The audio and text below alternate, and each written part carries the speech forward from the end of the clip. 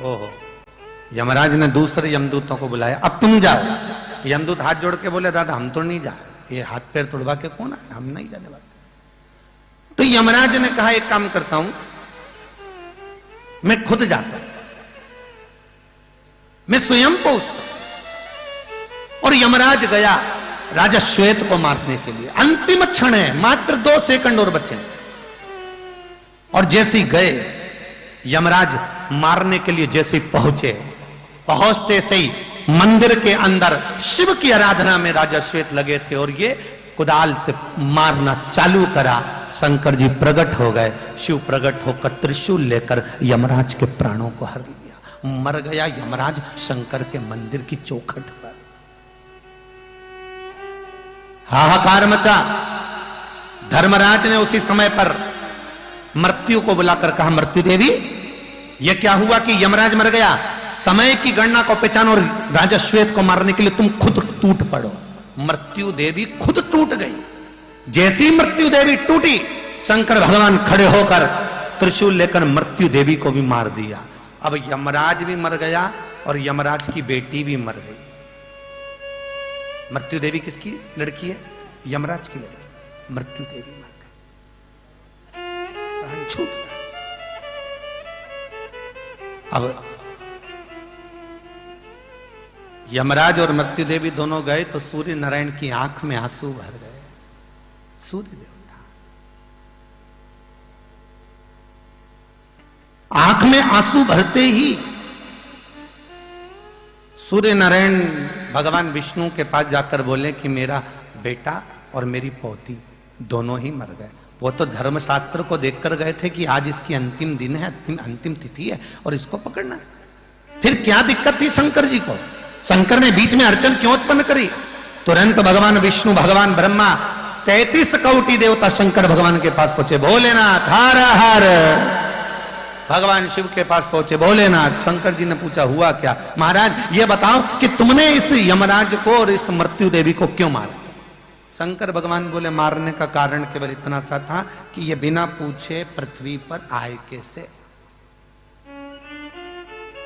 किसी के घर में आते हैं, कोई सामान उठा के ले जाना है, फ्रिज ले जाना है, कूलर ले जाना है, पहले घर के मालिक से पूछो तो सही।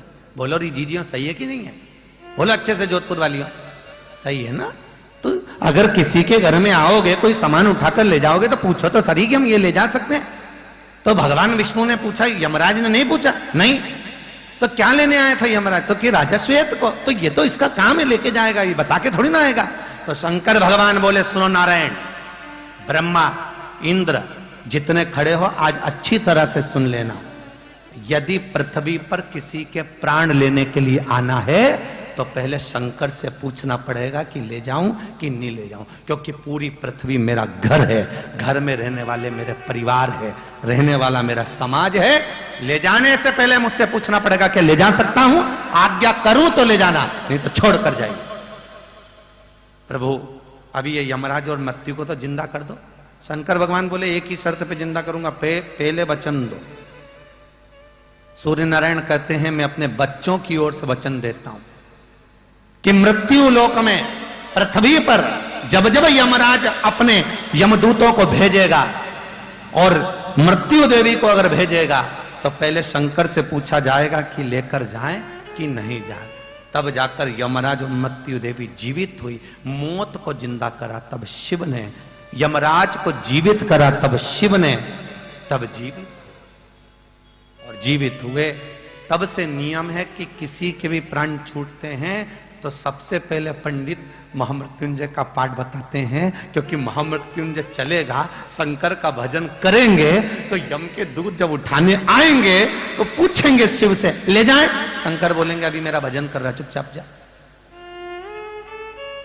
अकाल मृत्यु वो मरे जो काम करे चंडाल का, काल उसका क्या बिगाड़े जो भक्त हो महाकाल का। शंकर का स्मरण करने वाला, शिव का भजन करने वाला कभी डिगता नहीं।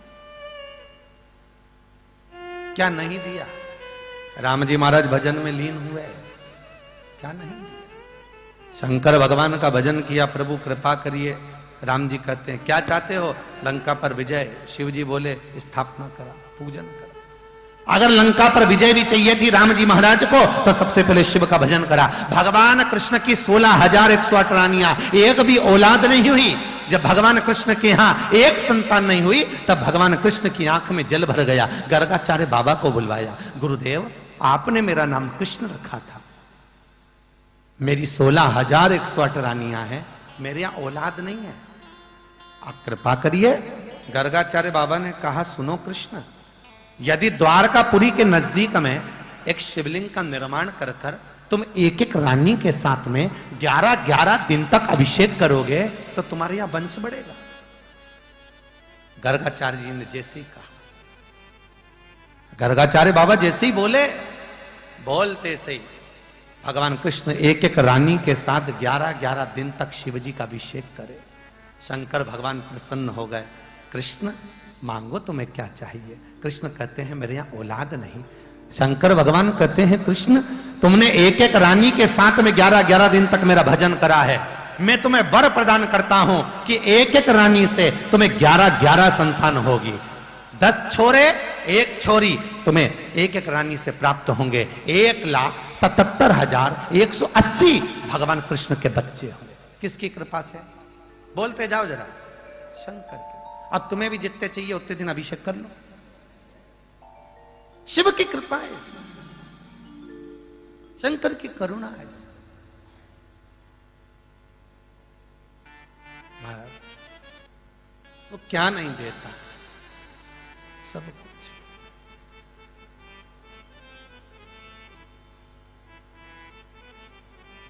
ऐसा कुछ है ही नहीं जो दे नहीं सकता। सर्वस्वता सर्वस्व उसके दरबार में आने वाला बस भी भगवान विष्णु जो देते हैं वो सोच कर देते हैं। देना क्या है? ब्रह्मा जी तुम्हारी लेखनी में कितना लिखा है उतना देंगे, पर केवल एक देव अधिदेव महादेव ऐसे होते हैं जो बिना सोचे समझे दे देते हैं। लंका के राजा रावण को सोने की लंका दे दी, भस्मासुर आया, जोड़ा सा तप करा, आशीर्वाद दे दिया, ये कड़ा ले जा, जिस पे हाथ रखेगा वही भस्म हो जाएगा। उसने कहा प्रैक्टिकली यहीं कर ली। शिव जी भस्मासुर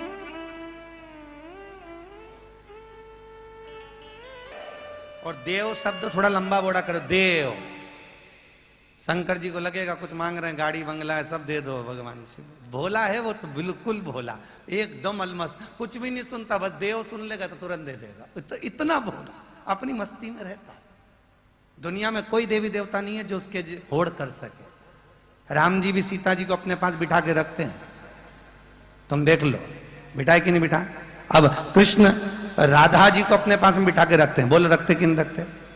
ब्रह्मा ब्रह्माणी को रखते हैं, पर शंकर भगवान एक ऐसे देवता हैं जो अपनी धर्म पत्नी का पद भी बढ़ा के रखते हैं। खुद नीचे रहेंगे तो पार्वती ऊंची रहे। तुम किसी भी शंकर जी के मंदिर में जाके देखना, भगवान शंकर का शिवलिंग नीचे, पार्वती सामने ऊंचाई पर। तो पूछा प्रभु आपने पार्वती को ऊंचा क्यों रखा? शंकर भगवान बोले अपनी धर्म पत्नी को हर जगह पर मान दिलाते रहोगे तो पत्नी भी अपना सम्मान करती रहेगी, नहीं तो बापड़ी कभी पूछेगी नहीं, इसलिए इसका ऊंचे। तो पार्वती जी से पूछा कि आप शंकर जी के पास क्यों नहीं बैठती हो? पार्वती जी बोली इनके भगत जैसे ये भोले, इनके भगत पूरे गोले। अब क्या बताएं, जब घर से फ्री हो जाए पानी लेके आ जाए, उंडेल उंडेल के चली जाए। भर दोपहरी में 2-2 3-3 बजे पानी चढ़ा, इनको भी चढ़ा जाए और पास में बैठो तो हमें भी चढ़ा जाए। अब इनका क्या, ये तो कर्पूर गौरम करना उतारम। इनका क्या, इनके शरीर पे एक भी तो कपड़ा नहीं है, ये तो दिगंबर।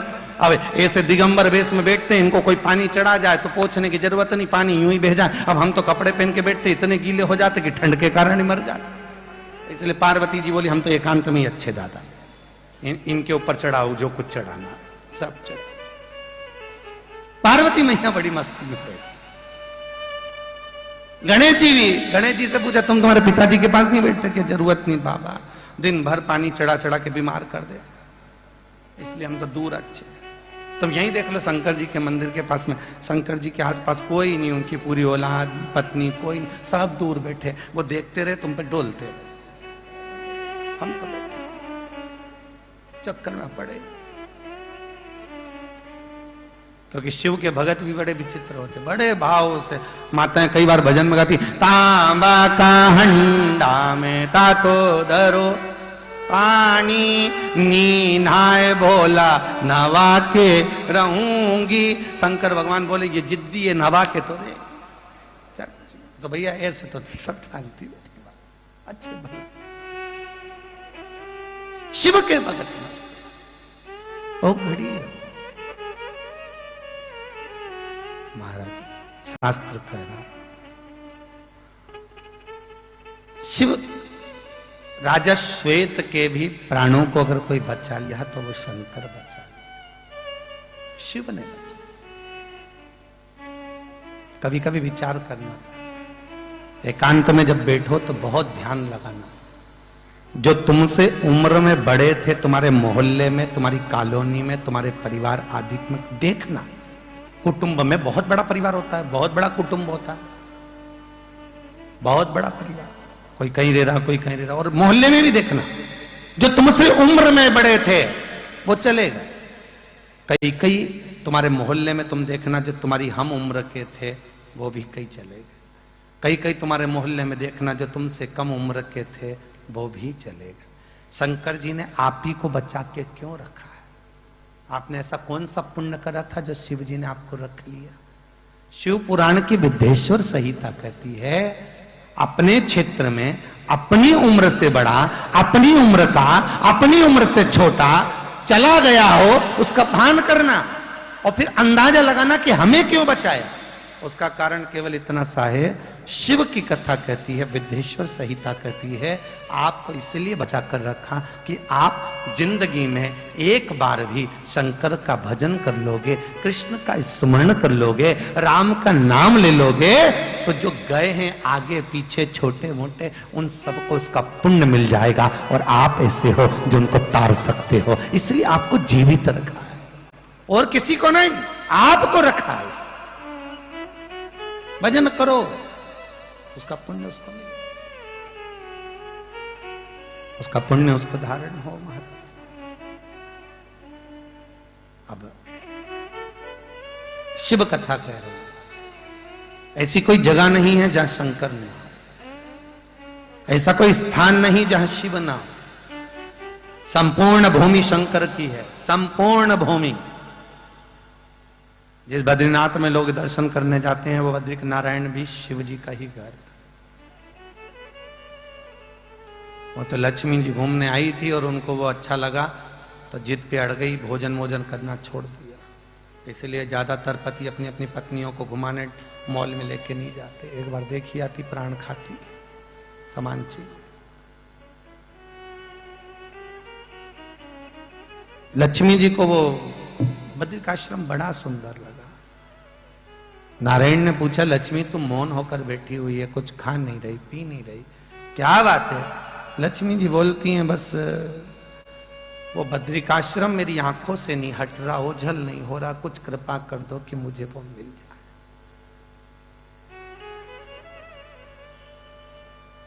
वो मिले मुझे, ऐसी कुछ कृपा हो जाए,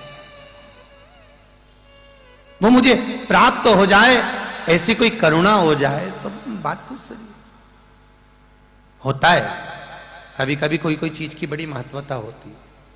आप लोगों ने राम कथा में वो सीता जी की चूड़ामणि देखी होगी, जो सीता जी बाल में लगाती थी। वो चूड़ामणि जो थी वो बड़ी विचित्र थी।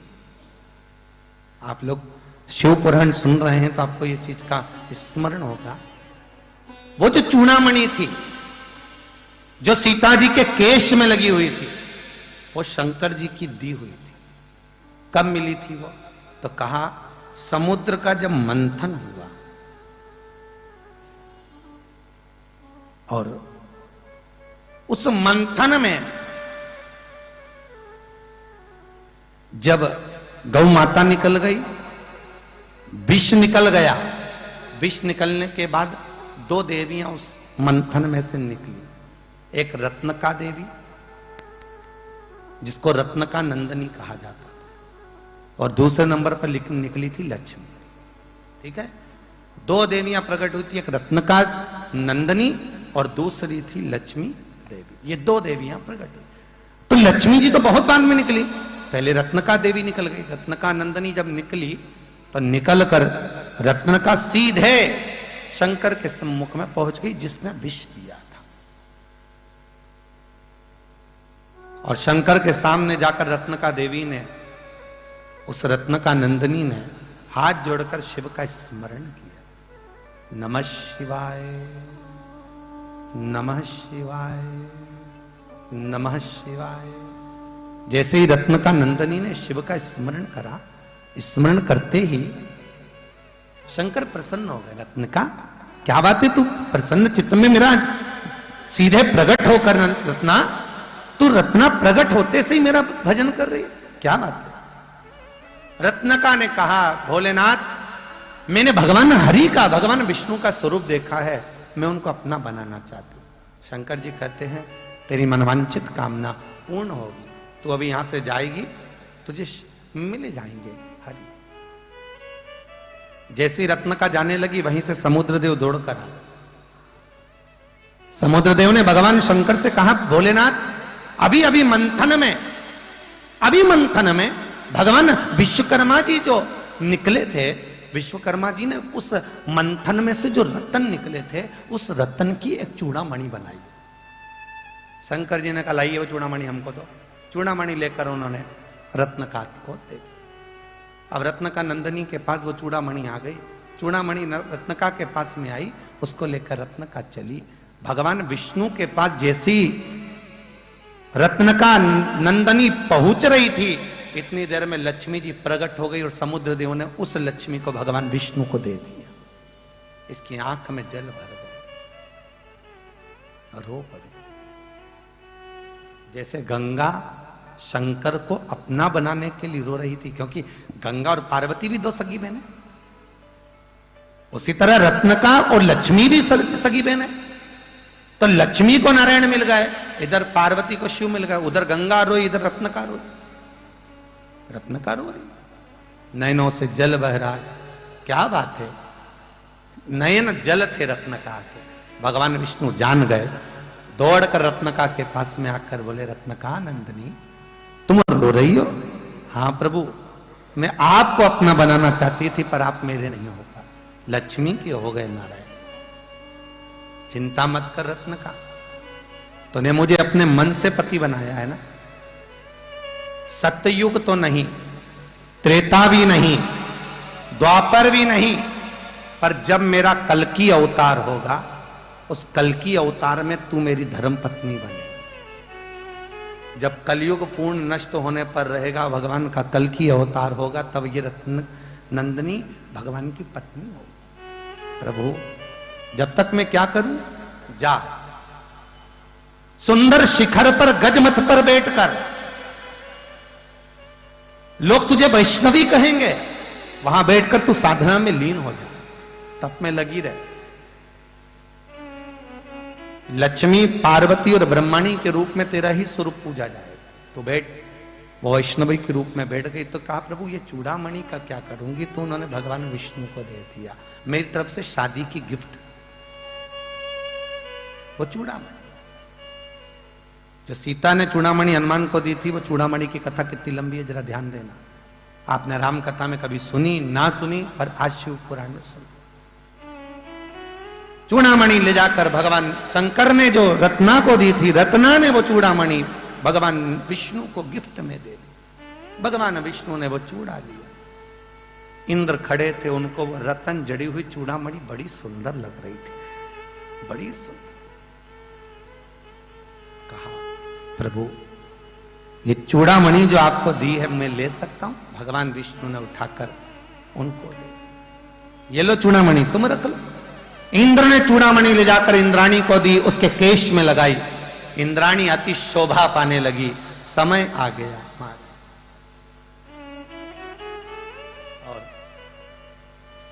उसी समय पर एक समरासुर नाम का राक्षस, उस समरासुर राक्षस को वही मार सकता था जिसके घर में कोई संतान का जन्म ना हुआ।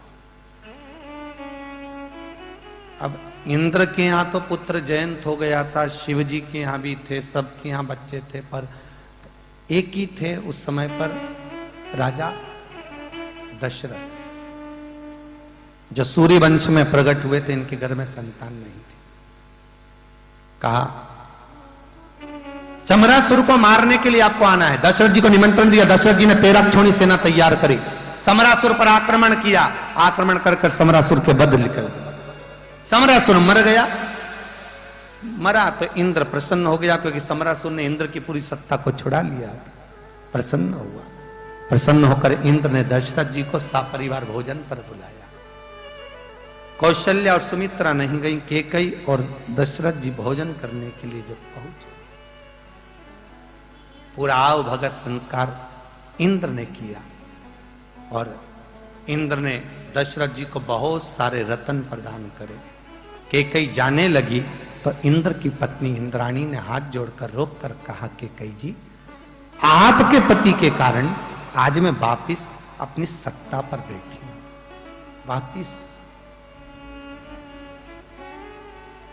मैं वापिस अपनी सत्ता पर बैठी हूं। आज आपके पति के कारण मेरी ये सत्ता वापिस विराजमान हुई है। मेरी सत्ता वापिस, इसलिए मैं अपनी चूड़ामणि कैकेयी आपको देती हूं। कैकेयी, ले ये चूड़ामणि, तुम्हारे जिस राज्य की नारी इस चूड़ामणि को पहनेगी, उस राज्य का राजा कभी हार नहीं सकता। जिस नगर में चूड़ामणि पहनी हुई स्त्री रहेगी, उस नगर का राजा कभी नहीं मर सकता, कभी पराजित नहीं हो सकता, विजय ही प्राप्त होगा। चूड़ामणि दे दी कैकेयी को। कैकेयी ने वो चूड़ामणि सुमित्रा जी को दे दी। समय आया, राम जी का विवाह हो गया। 4 बहुएं घर में आ गई। सीता जी की मुंह दिखाई थी, कौन क्या दे। कैकेयी ने शीश महल दिया है, दशरथ जी ने फल दिया है, कौशल्या जी ने राम का हाथ सीता को दिया है, और सुमित्रा जी ने वही चूड़ामणि सीता को दे दी। और कहा, बेटा ये वो चूड़ामणि है, स्त्री सिर पर लगाकर रखेगी, जिस नगर में ये स्त्री रहेगी उस नगर का राजा कभी हार नहीं सकता। जब सीता जी की चूड़ामणि थी, लंकाधिपति रावण ले गया सीता का हरण कर कर। हनुमान जी जब मिलने के लिए आए तो सीता जी को मालूम था, जब तक ये चूड़ामणि मेरे बाल में रहेगी और मैं जब तक लंका में रहूंगी, ये चूड़ामणि लंका में अगर स्त्री के केश में है तो रावण मर सकता नहीं है, कभी हारेगा नहीं। इसलिए हनुमान जी ने कहा, कुछ निशानी दे दो। सीता जी ने चूड़ामणि निकाल कर दे दी, पहले इसको ले जा, क्योंकि रावण को हराना है तो चूड़ामणि भेजना जरूरी है, तो इसको लेकर। तब चूड़ामणि गई, तब रावण मरा। शंकर जो भी दे रहा है, मेरा शिव जो भी प्रदान कर रहा है, शंकर जो कुछ भी दे रहा है वो सहज नहीं हो सकता। शंकर का दिया हुआ खाली नहीं जा सकता। जो देता,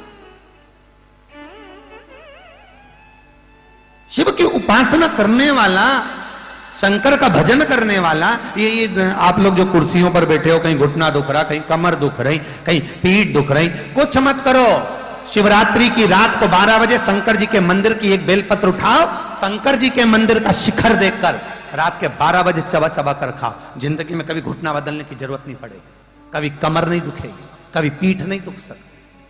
शिव की उपासना ही कुछ ऐसी, रोगों से मुक्त कर देगा है, रोगों से मुक्त।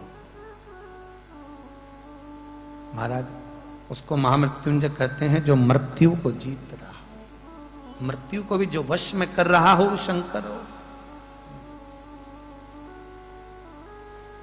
तो लक्ष्मी जी के मन में यह बात अड़ी हुई है कि यह बद्रिकाश्रम मेरा हो जाए, कुछ भी हो।